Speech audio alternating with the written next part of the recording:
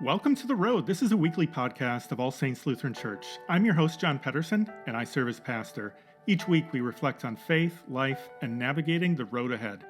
This episode is one of many special conversations with people whose lives and experiences have given them insights on things like wellness, family, and living with a unique purpose. I was grateful to have a chance to talk with Marge Schaffer, who is author of Journey Through the Mental Illness Maze: How Families Find Hope and Acceptance. Marge has had a long career both as a nurse, a college professor, and director of the graduate nursing program at Bethel University in St. Paul, and she's received many awards and honors. In this interview, she talks about the research she did with families for this book, as well as her own experience of mental illness with her family.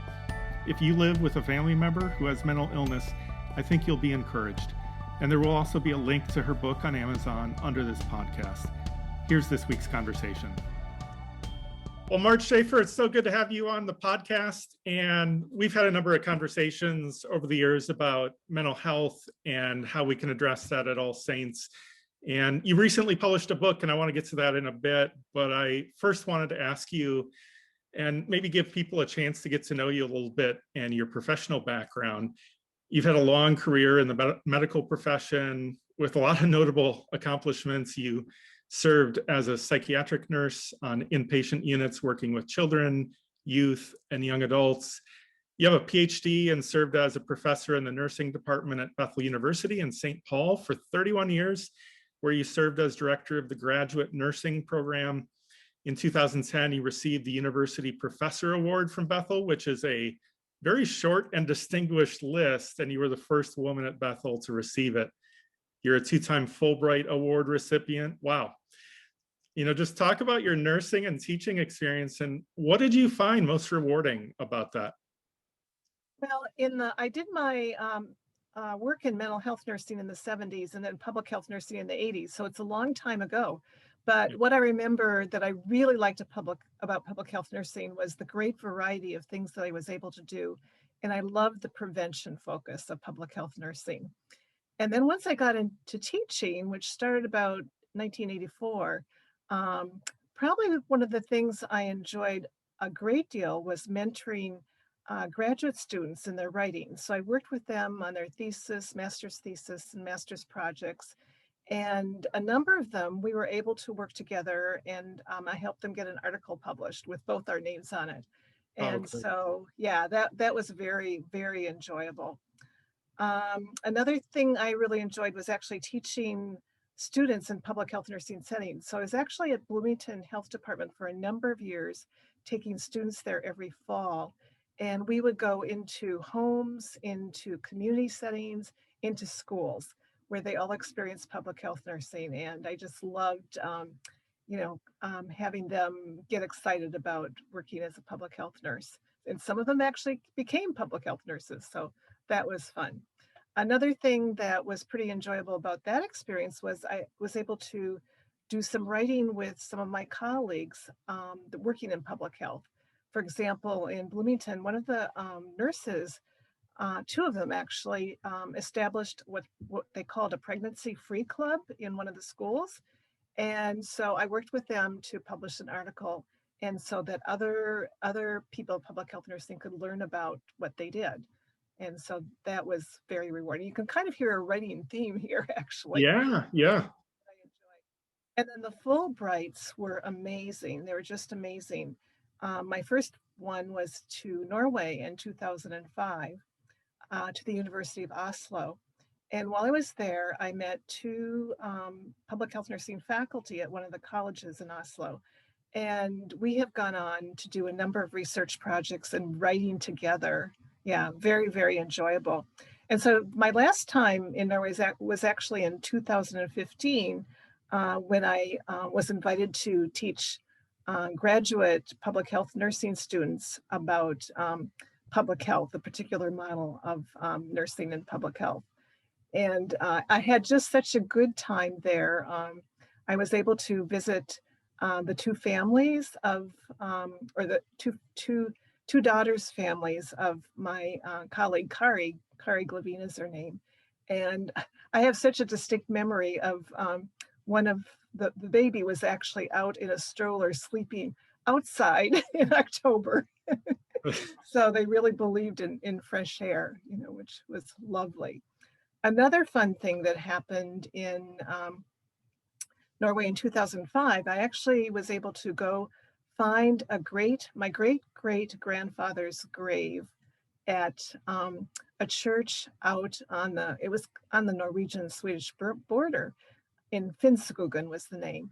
And there was actually a memorial statue to my great great grandfather because he was a musician and composer, and that's what it said on the statue. So that was actually a highlight of that trip. Yeah, that was good. And then New Zealand, that was in 2012, and I did some consultation and teaching there. And one day I was able to go up to Northland on the North Island and do a presentation to the Maori, a Maori healthcare group. The Maori are the indigenous population for New Zealand. Mhm. And it was such a wonderful experience. They greeted me with a song in New Zealand, and then they said a prayer for me and my family. And I just remember it being such a wonderful spiritual experience. So Wow. those are some of the highlights of my career. Wow, really rewarding experiences. And now it's not like it's over. You just keep going, Marge. You just published a new book called Journey Through the Mental Illness Maze: How Families Find Hope and Acceptance. And so you've had that professional experience in this area, but you've also had your own personal journey and experience with mental illness in your family. Talk about what led you to write this book. Well, it was in 2015 after I retired. I finally decided to attend a National Alliance on Mental Illness, NAMI, family to family class. And a friend invited me. I almost feel like God sent Carol into my life. We each had a daughter with the same name, born in the same birth year in the same month, who both lived with mental illness. So we had a lot to share. And that's what got me started with this idea of writing the book. A little bit about my daughter. She had her first manic episode 25 years ago, the summer after she graduated from college and moved out into Minneapolis. And the next years were very difficult. They brought many hospitalizations. She would start a medication, then she'd stop it, get back in the hospital. Lots of lost jobs, lost belongings, lost apartments. And so those years were really, really challenging.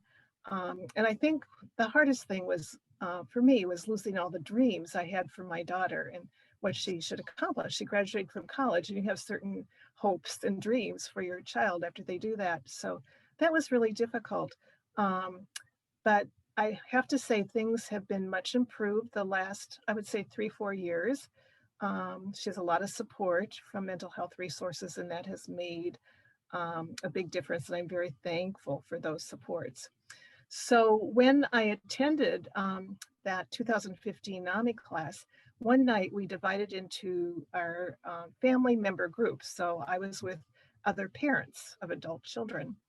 And I was so inspired by their stories. They were so courageous. I thought, more people need to hear these stories. And so that's what inspired me to take on this research project. And as I interviewed them, they really wanted to help other parents. And so I felt very responsible to get their stories out. And so that's why I wrote the book. Yeah, and so I think you mentioned this. The book is based on research and conversations you had with 20 family members who have journeyed through this mental illness maze, as you call it. So what are some of the key findings and themes that came out over the course of your study? Yes, and that's kind of how the book is organized, by those key themes. So Yeah. one comment, I originally set out to interview families who had a relative living with bipolar disorder, but as it turned out, there were other diagnoses. Sometimes diagnoses change, and sometimes they have more than one diagnosis. So the book, I feel, really applies to family members who have a relative living with any kind of mental illness. I think it Mhm. really does.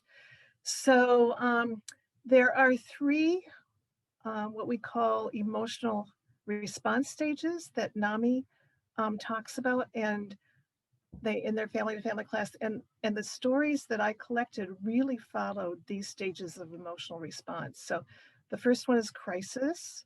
Mhm. How do you deal with crisis? The second one is coping, and the third one is advocacy. So in crisis, often family members experience a lot of denial at the beginning as they're really struggling to figure this out.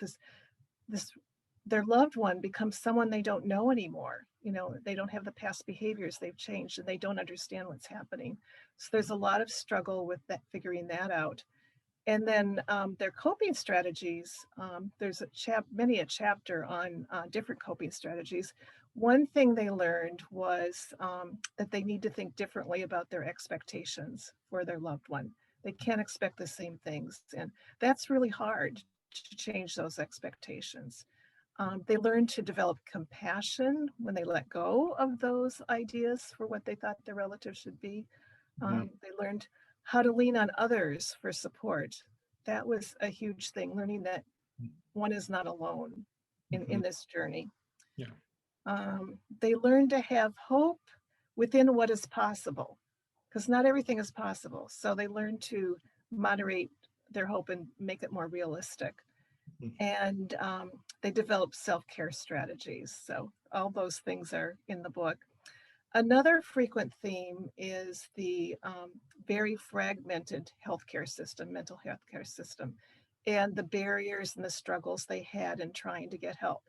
There are also some good things, some good stories about their experiences, but there were a number of things. So in the book, I make suggestions for what family members can do to help their relative move through the healthcare system and advocate for their relative. I do that. Yeah. And then advocacy, over half of the group either worked in a profession in which they helped others, sometimes in mental health settings, or they volunteered as leaders of support groups or teaching classes that were related to mental health. The the um, the self-care chapter was the one I had the most fun writing because there were such creative responses with dealing with all those feelings, those emotions we have when we're trying to help a family member. One woman in her 40s took up hockey, and Okay. Hey, I love yeah, yeah. And she also really used her art to express her it. emotions, and that really helped her process what she was feeling. I also found a number of participants relied on support that they experienced through their trust in God. And Mm. so that was lovely to hear too. That helped them get through some very tough, difficult times. Yeah. And then the other thing is that I would like to say is that participants learned that they needed to let go sometimes, they needed some distance. And so there were actually about out of 20 people, two partners and one adult child said no to a continued relationship. And Mm. and that they needed to do that because of harm to themselves or other family members, their children, Mm. particularly. And so being able to do that and not get stuck in a guilt trap was really very, very difficult. But they were able to move through that and look at their own growth and what they accomplished. And I thought that it's good to know that it's okay sometimes to let go when it becomes just too challenging. So that's a good thing. Wow. Really, really helpful insights and stories to just process. And I mean, look, mental illness is something that is experienced by so many families. And we know that statistically that it's very common in our society. And One out of five is the yeah, statistic. Yeah. yep. And so you mentioned, you alluded to this, but one of the topics that comes up a lot when talking about mental illness is this issue of shame and blame. And I'm just wondering if that's something you've experienced personally, and How did you see that play out, perhaps in working as a nurse in the area of mental health, maybe earlier in your career too? I'm curious your experience of how things have changed in our society over that time, and just your own personal experience with that. I can think of two specific instances of where I experienced stigma and discrimination. One was actually with my younger daughter, my older daughter's sister, who's 2 years younger. Um, Initially, she blamed me. And that's a common thing, for my daughter's issues, my older daughter's issues. That's a common thing, especially in the past, for parents to be blamed. And so part of the journey is learning that mental illness is no one's fault. It is Mm, really no one's fault. It's an interplay of genetic factors and triggers in the environment, like stress and trauma and head injuries, that kind of thing, chemical use, substance abuse. mhm. So it's an interplay of all those factors, but it is really no one's fault. And so it's sometimes hard for people to let go of that. Now, my younger daughter has, as she has gone through life, and she's in her mid-40s now, she's encountered a number of other people who live with mental illness. And so now she does understand, and she's Mhm. much more supportive. So, and she's been very supportive of me writing this book. So that's a Yeah, good thing. Yeah. thank you for sharing that. I think I'm sure there are folks who are listening to this who have some family experience with this, or maybe have had some mental health issues themselves. And I know it's been additionally stressful during the pandemic. I think there have been a number of reports that even folks who hadn't previously struggled with this have had an increase in mental health issues related to anything from anxiety to depression, and other conditions. So really helpful to get your insights today. Um, And I you will know, share one other yeah. experience with discrimination. And this is when my daughter was trying to get housing.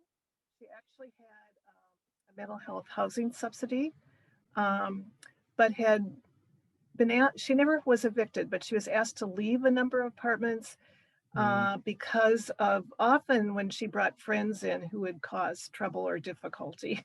okay. She did not make good choices of friends at that point. And so we she had a housing support person who tried to help her find housing, but we had apartment manager after apartment manager turn her down. Mm, And it was just super, super challenging mhm, during that time. And so she's now in a very good housing situation. The manager of the apartments, I think, understands her situation. He actually called the crisis team one time and was she was taken to the hospital. And another time she left a window open in extremely cold weather, froze the pipes, caused damage. And she was very afraid of getting evicted, but she paid for the damage, and then she's been allowed to stay there, and that's been a very good situation for her. So housing is really a major issue for people who live with a mental illness. mm, yeah. So for people who may be listening and have someone close to them that lives with a mental health condition, what's the most important thing you think for them to know? I've actually got three important things. I Oh, hope good, that's okay. good. I love it. Three. Okay. I think the first one is to know that you need to pay attention to your own self-care, because that's the only way you can have compassion and support your relative. If you're so worn out and you're falling apart, there's no way you can be there for your relative. So your self-care is extremely important. And then the second thing I would say is to really work to understand how your loved one is experiencing life. We might make some assumptions, but we can't fix them. We can't decide what they need to do. Um, it's really their choice about their recovery, how they recover. And so um, look at things from their perspective, and that can take work. And I could give an example. Many times my daughter would get out of the hospital and there'd be lots of pieces that needed to be picked up, lots. Mhm. And I would have this whole list of things that she needed to do. And that was a big mistake. That would not work. She could handle maybe one thing at a time. That's what her mind could handle. And so I really needed to step back and figure out what she wanted to do first and go with that. So that was a huge lesson for me at that point, because I like to be organized and cross things off my list, and her mind works very differently. So I really need to understand, how she's seeing the world. And then the third thing is really reflects something I said before, that it's okay to let go or withdraw when the relationship is harmful to you or other family members. It is okay to withdraw. Yeah. So that's kind of what I'm thinking. Yeah, really, really helpful guidance and insight. Thank you so much, Marge. I know that you mentioned NAMI earlier, and you do lead family to family classes, and I know there's one coming up this fall. Anything you can share on that at this point? Sure. I have a friend, and we've done 3 family to family classes, one at All Saints and 2 in Edina. And we took the year off during the pandemic. Right. And so we're going to teach a face-to-face class at St. Andrew's Lutheran starting September 16th. And that'll be 6 to 8:30 on Thursday evenings. And so that'll be on the NAMI website coming up. So it'll provide my number and Kathy, my co-leader's number, and people can call and enroll in the class. Now, the good thing about the curriculum, it has changed. It's 8 weeks. It used to be 12 weeks. So I think 8 weeks is much more manageable for people. So it's very well worth the time. I think the biggest benefits are learning you're not alone, hearing other stories, and the support you get from the other people in the group. So that's great. And Yeah. I should also mention Mental Health Connect. Karen Matthias Sabo from All Saints and I are co-ambassadors with Mental Health Connect, and All Saints has a relationship with them. And so navigator services where people can call a navigator and address any concerns, anxiety, depression, things that you're concerned about related to mental health. And it's a very individualized, unique approach. So they provide some, helpful, I think, resources for that. And the other thing Karen and I have enjoyed are we meet monthly as an ambassador meeting. Vicki Elliott is the director. And there's always a presentation from a mental health organization or resource. And we learn so much from those meetings. And then we can bring back those resources to All Saints and share them in the news. Yeah, thank you for bringing up Mental Health Connect, because that's a great partnership that All Saints has, and we are able to share some free resources and experiences with people connected to our faith community. And we also have wellness resources on our website under the wellness tab. If you go to allsaintsmtka.org, and there is a section on emotional wellness. And I know that you were a part of developing some of those resources and identifying those. So just All Saints is committed to helping address overall wellness for people. And so I'm really happy that we got a chance to speak today about your book and really about your own journey through this issue. And you're such a blessing to our community. And I'm thankful for your book and the research you've done and the gift that can be, hopefully, to many more. So thanks for your time today, Marge. Have a great day. Take care. Thank you very much. That's this week's conversation. You don't have to navigate the road ahead alone. You can join with others at All Saints. Visit allsaintsmtka.org for more information. Join us next time.